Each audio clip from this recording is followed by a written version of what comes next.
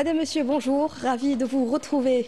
Dans l'actualité de ce vendredi 28 février, l'Algérie rejette les ultimatums et les menaces et appliquera une réciprocité stricte et immédiate à toutes les restrictions apportées aux mobilités par la France.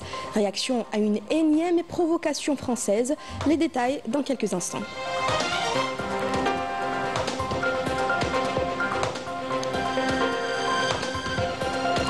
Notre page Histoire ce matin revient sur les tentatives de la France coloniale de séparer le sud du pays, des manœuvres dénoncées par des manifestations historiques en 1962.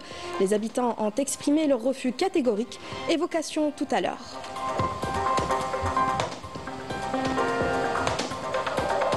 Les députés mexicains appellent à l'expulsion du président du Parlement marocain en visite dans le pays. Les parlementaires dénoncent les violations des droits de l'homme au Sahara occidental, un nouveau camouflet pour le Marsan.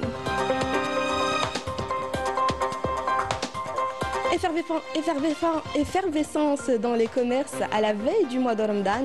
Les épices essentielles dans les plats traditionnels intéressent particulièrement les acheteurs. Illustration à Biskra et à Béchar.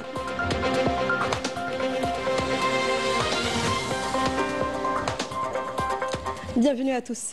Tout d'abord, l'Algérie rejette les ultimatums et les menaces et appliquera une réciprocité stricte et immédiate à toutes les restrictions apportées aux mobilités par la France.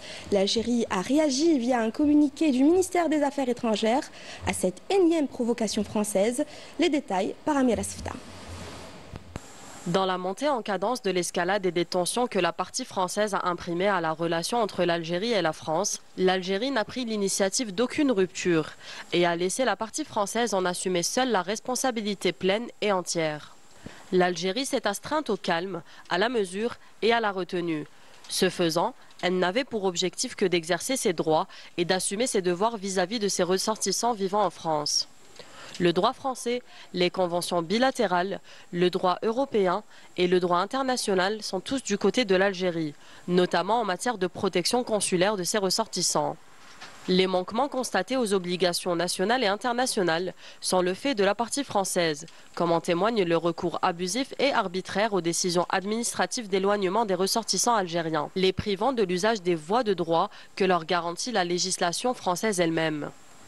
L'Algérie, quant à elle, est attentive à sa position internationale et reste attachée au respect de l'intégralité du corpus juridique, régissant les mobilités entre l'Algérie et la France, sans sélectivité et sans détournement de ses vocations, telles qu'elles ont été identifiées conjointement par l'Algérie et la France.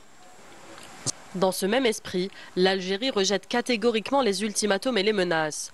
De la même manière, elle appliquera une réciprocité stricte et immédiate à toutes les restrictions apportées aux mobilités entre l'Algérie et la France. Enfin, toute remise en cause de l'accord de 1968, qui a été au demeurant vidé de toute sa substance, sera suivie de la part de l'Algérie d'une même remise en cause des autres accords et protocoles de même nature, sans préjudice d'autres mesures que ses intérêts nationaux lui dicteraient d'adopter.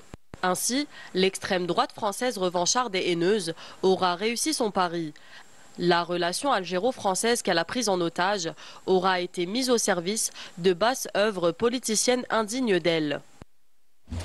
Ce communiqué du MDN, dans le cadre de la lutte contre le crime organisé et grâce à l'exploitation de renseignements par les services de sécurité de l'armée nationale populaire, relatif à l'acheminement et à l'introduction d'une quantité d'armes à travers nos frontières Est, un détachement combiné de l'armée nationale populaire a découvert et saisi mercredi 26 février dans la zone de Faïd Ammar Oued El Mansoura, dans le secteur militaire de Tébessa, 5e région militaire, 6 fusils à pompe, un fusil de chasse et une quantité de munitions.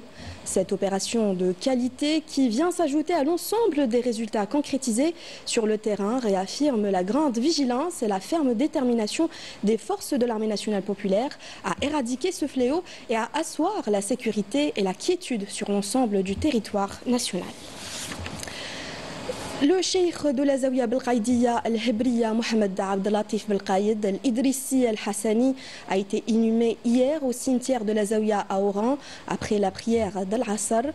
Le défunt s'est éteint hier à l'âge de 87 ans après avoir consacré sa vie au service de la religion et de la patrie, préservant le référent religieux national. Les Durous Mohammedia qu'il a institués il y a 2 décennies témoignent du rôle prépondérant des Zaouïas en Algérie, devenus des lieux de pèlerinage pour les savants et le phare de la modération et de la tolérance.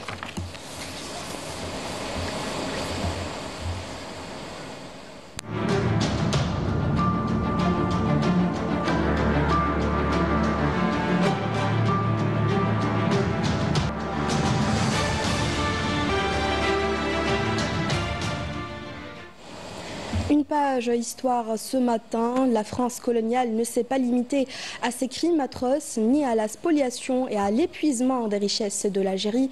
Elle a tenté de séparer le sud du pays, mais les habitants s'y sont fermement opposés. Le 27 février 1962, leurs manifestations historiques sont devenues un symbole de patriotisme et de défense du territoire. Soumia Mzouar, Raouf Hamouch. Les imposantes manifestations du 27 février 1962 qu'a vécu la wilaya de Ouargla constituent un message populaire fort et catégorique pour rejeter les desseins politiques de la France coloniale. Un véritable élan populaire, guère attendu par le colonialisme français, alors bercé dans ses illusions de séparer le Sahara du reste du pays.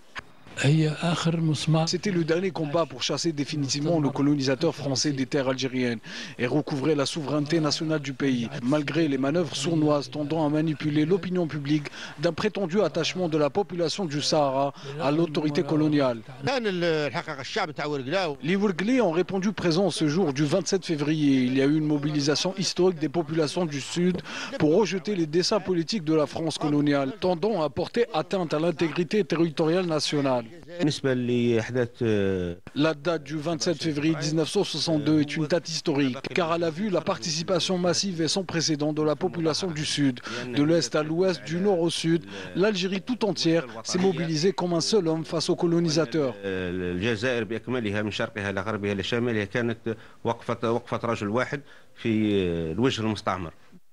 Les manifestations du 27 février 1962 à Ouargla ont constitué une étincelle et ont déclenché d'autres soulèvements populaires, dont ceux du 7 mars 1962 à Tougout, puis du 13 mars à Al-Menaggar, suivis par d'autres actions populaires ayant planté un dernier clou dans le cercueil de la France coloniale en Algérie.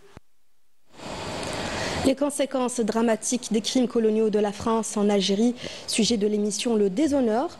Ce sera ce soir à partir de 21 h avec Amir Nebbesh. Tout de suite, on vous propose un extrait de l'émission où Maître Fatma Zahra Ben Baraham revient sur le blackout imposé par les autorités françaises sur plusieurs dossiers, notamment les atrocités coloniales en Algérie. On écoute. Malheureusement, la France n'a jamais servi la vérité à son peuple. À ce jour, il y a des milliers de dossiers qui sont gardés dans le silence le plus absolu, le plus abject.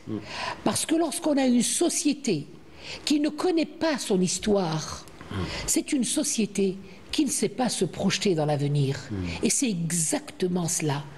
Cette période historique 1830-1962, de nos jours, a produit des politicards et des ignares.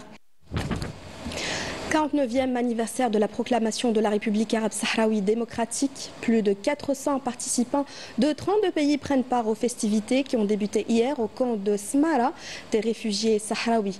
Les célébrations sont placées sous le thème serment et fidélité à la souveraineté nationale.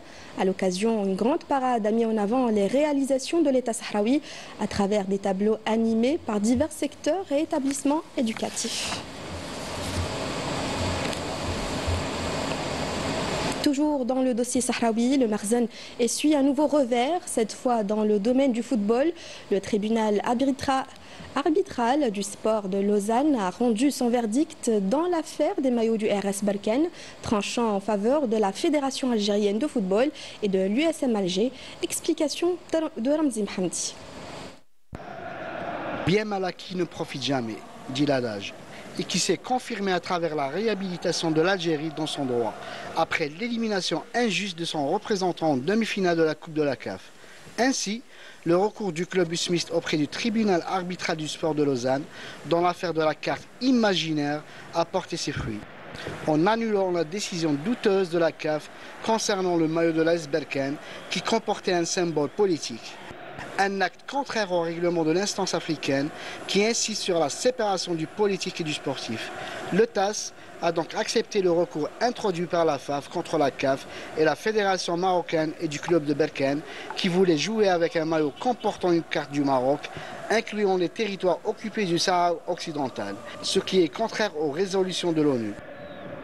Cette décision du TAS est une victoire pour un sport sain, respectant les lois que les clubs doivent respecter dans les compétitions continentales, ce que la formation de Berkane a bafoué, s'appuyant sur l'actuel président de la Fédération marocaine de football, qui n'est autre que l'homme des sales besognes. Ce pari perdu qui tombe comme un château de cartes est en fin de compte une victoire pour une juste cause, mais surtout une gifle pour le Makhzen, qui enregistre un nouveau revers diplomatique sur la scène internationale.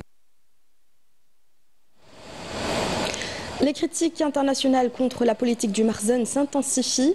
Exemple avec les réactions des députés mexicains à la visite du président du Parlement marocain. Les parlementaires ont exigé son expulsion, dénonçant les violations des droits de l'homme au Sahara occidental, nous dit Amina Seichi. Des protestations et des cris de désapprobation ont éclaté au sein du Parlement mexicain, marquant un refus catégorique de la visite du président du Parlement marocain. Les députés ont exigé son expulsion du siège du Conseil, dénonçant les crimes et le génocide perpétrés par 100 pays contre le peuple sahraoui. Vous n'êtes pas les bienvenus ici dans notre groupe parlementaire.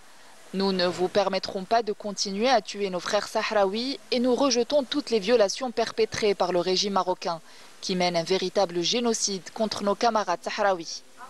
La députée mexicaine et présidente du groupe d'amitié mexicain sahraoui, Margarita Garcia, a exprimé sa ferme condamnation à l'égard des autorités du Makhzen, dénonçant leur politique de corruption des parlementaires et leur visite rémunérée visant à acheter les consciences et à dissimuler les violations des droits de l'homme au Sahara occidental. L'État marocain a recours à la force pour empêcher toute personne d'accéder au territoire sahraoui pour constater la situation des droits de l'homme alors qu'il autorise chaque semaine l'entrée de touristes pour promouvoir le tourisme. Il est évident que des entreprises entrent également chaque semaine pour continuer à piller les ressources du Sahara occidental, qu'elles viennent d'Amérique latine, d'Australie ou de divers autres pays européens.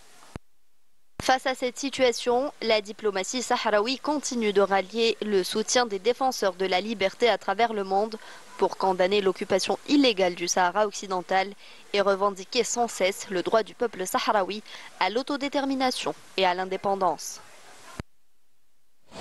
Un reportage intitulé « L'ennemi vert sur le Makhzen, un ennemi auquel on ne peut faire confiance » à suivre ce soir à partir de 22 h, réalisé à partir des déclarations exclusives de personnalités du monde des médias espagnols et hommes politiques qui relatent l'espionnage et le chantage à travers le programme Pegasus. Il constitue une des causes derrière les menaces que connaît la région, notamment en ce qui concerne le soutien au terrorisme, le trafic de drogue. Marruecos haya escuchado a un periodista, cuanto más grave no es que con ese mismo programa, el Pegasus, haya escuchado a miembros del gobierno. Tú sabes que esta grabación me ha causado problemas.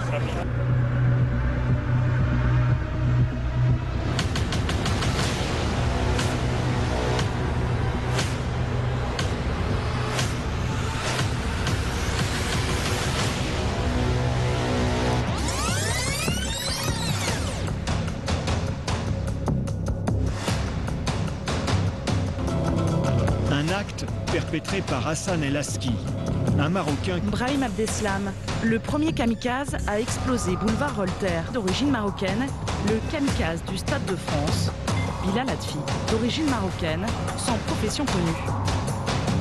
تلقيت أيضا تهديدا بالقتل ولكنني لن ألتزم الصمت.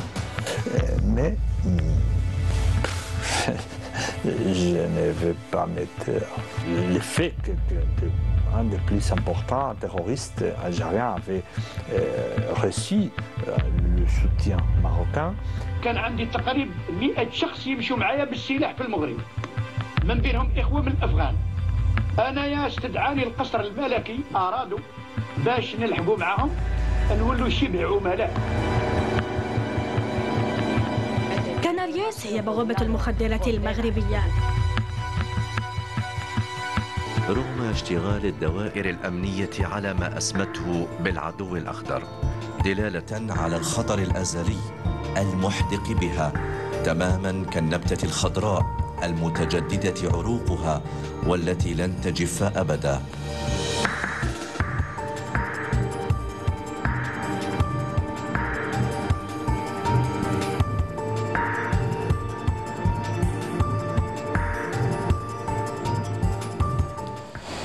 Retour en Algérie qui se prépare à accueillir le Ramadan. À Biskra, les marchés s'animent et ce sont les épices qui intéressent le plus les acheteurs. Chacun remplit son panier avec ses essentiels à la préparation des plats traditionnels.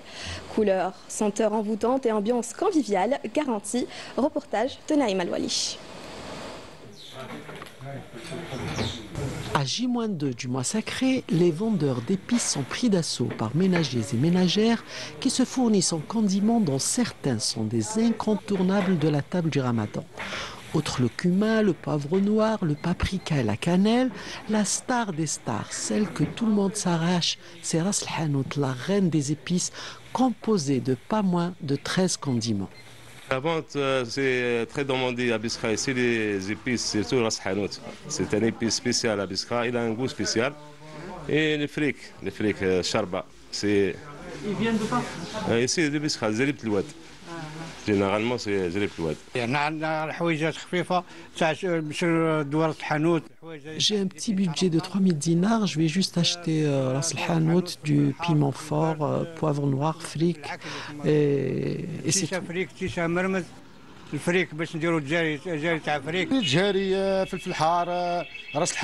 J'ai acheté des épices spéciales sauce rouge et spéciales sauce blanche pour 1500 dinars.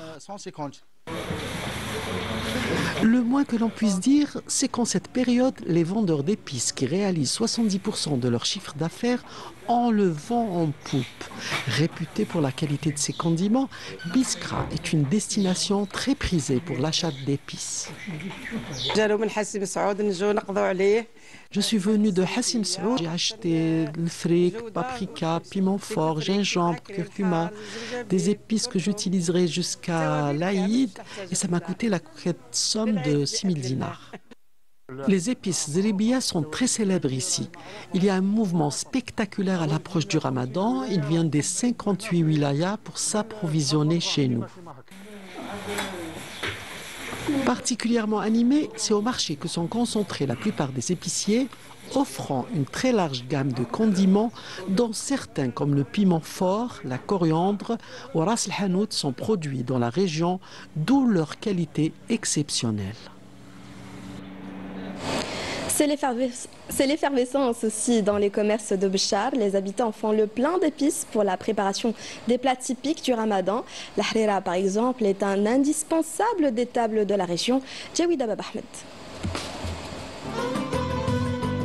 À Béchar, comme partout en Algérie, les préparatifs commencent bien avant, notamment l'achat des épices et ingrédients spéciaux harira.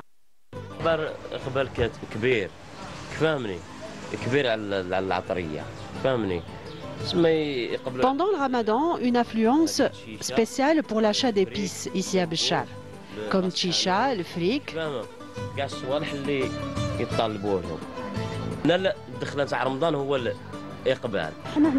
Nous à Béchar, on commence par Ras El Hanout. C'est une sorte de cocktail d'épices spécial qu'on lave, on sèche, on les grille pour qu'enfin on les passe au moulin. On nettoie les maisons.